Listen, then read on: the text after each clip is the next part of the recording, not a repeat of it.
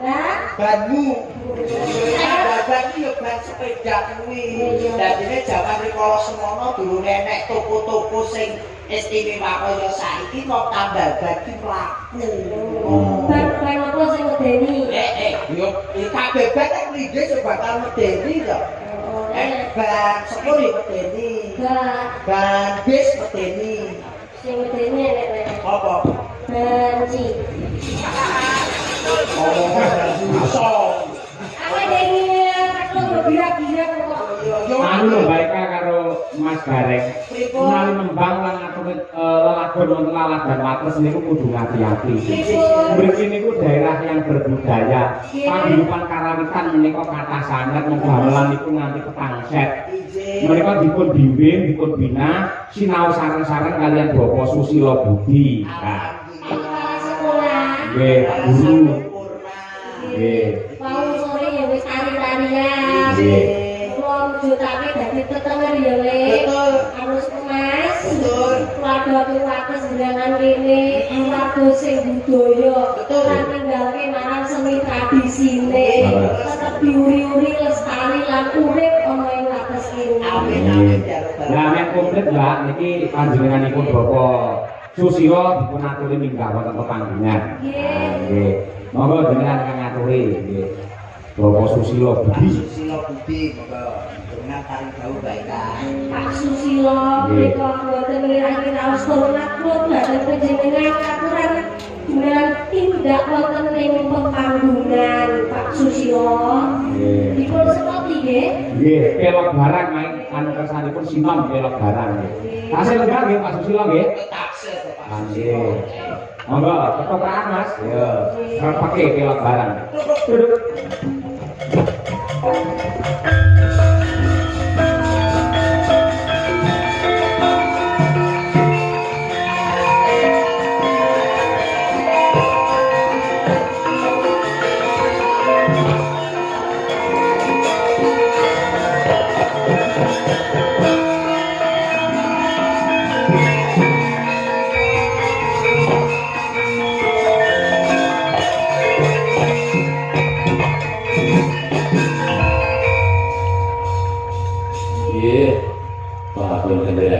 sing dalu makanya bagi organikum saran-saran merti desa inggih Bapak Susilo.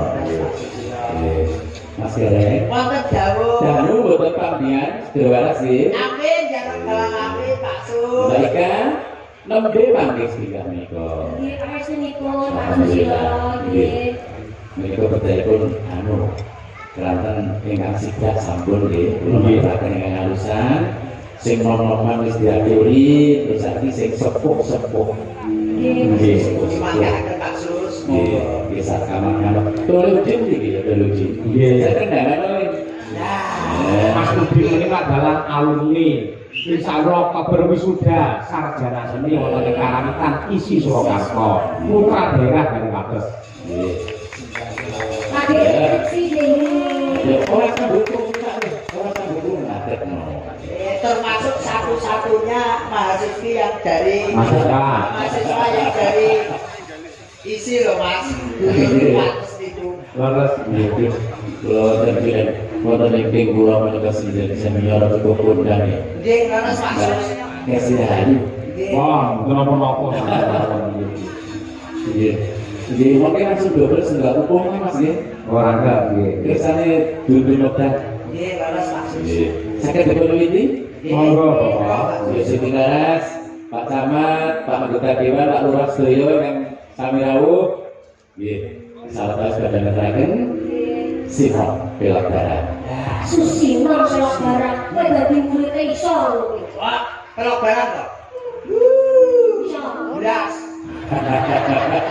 Langsung keren. Oh, bolong iku nggih menurut saya nggih Pak Sus nggih. Nggih. Dengan rumiyin kan nggih ngasta wonten sekolah. Nggih. Nggih, elek-elek biyen aku ya mesti aku ngamen karo Pak Sus iki. Ngamen nang Sortero. Nggih. Boleh berkat bareng. Berkat bareng. Nggih, nyoba mboten nak tangi, mboten dawa kondo iki nggih, salah satu Monggo sasana wanci katur Bapak. Nggih. Musti kene jagat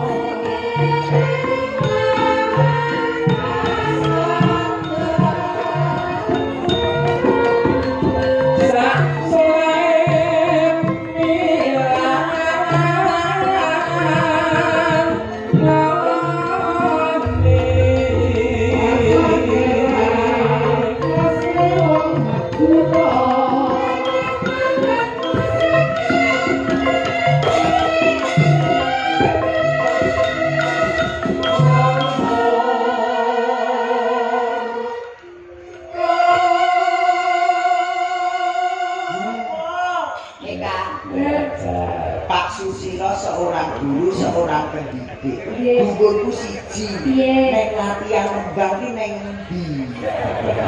Ini yo mesti sinaune Dari ini sak blok tarik ini kalau saya gak kabeh luntur sendiri. Sinten grup Pak mriki Pak? Mriki sekawan. Loh, kaya ngono kuwi kok Mas Sekawan Gareng. grup. Ini saya dalam sudah dipersiapkan materi apa sih bakal diparingi kalau dikumpul. Makaten to Asis. Soto. Soalnya mereka Nasudin iki, tendangannya ya hebat. Jos. Nasudin, masuk 8 berapa? Kaki mesti to, mesti to. Kalau aku ya harus mlebu sambare Pak Sus. Kayak sinau ben iso kaya Iya yo, wingi ngono kancane sing remuk. Lho ngono kena duwe mbok godhol endi? Nek ditajo ikirane. Dewi tak balikke mambu tak dulu. Apa lajeng aku langsung. Apa? Alah alah itu tapi ya. Ngono maksudmu saya. Enggak, Pak. Suestiano Rokra Sokso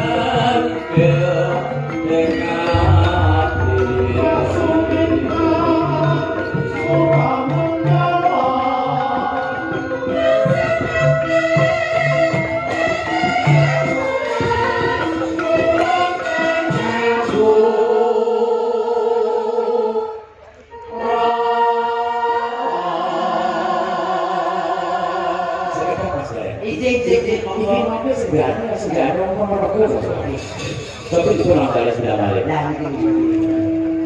Merasumintan Suramanggawa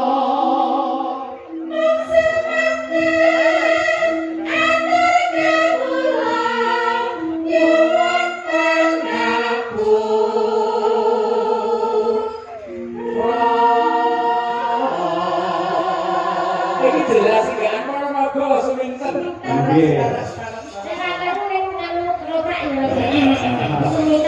Suminten stres.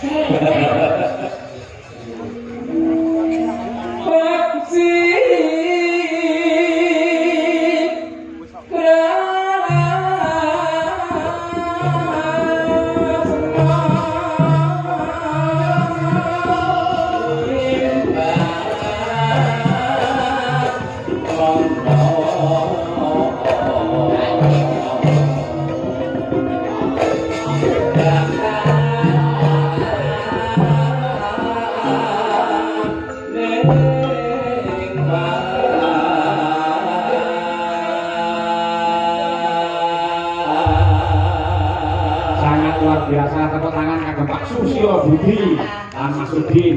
Wah, nggih. Mirasa mboten angger sinden saged elok barang ngeten.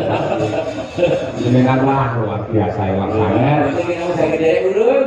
Betapun menika menangkan para kadang kang sak mangke manggen wonten luar negeri. Oh, ngaten. Nggih.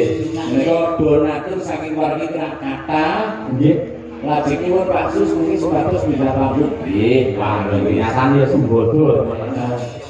Nuruti dikasihipun kata dengan mengais rezeki di luar negeri. Ya. Nggih, nyuwun pangapunten monggo salajengipun kalajeng. Nggih. Sembahun Pak Sus. Keluarga agung atus kene sing mriksani keluarga agung atus kene ning luar negeri wong Luar negeri termasuk bersari ya donatur. Nggih. Terus saged monitor lumantar streaming. Tadi channel. Nggih. Mumpung menika larasi tasik elok ngaturaken lelagon bersih desa. Iki saking Pak Lurah wau misalkan lagu gugur gunung. Saged mangke dipun ngedre sekali bersih desa, yang kedua adalah gugur gunung. Untuk mendoakan warga masyarakat wonten ing wates mriki semoga tetap kompak, kondusif dan biyung rukun. Amin, amin. Monggo dipun aturaken bersih desa rumiyin ya.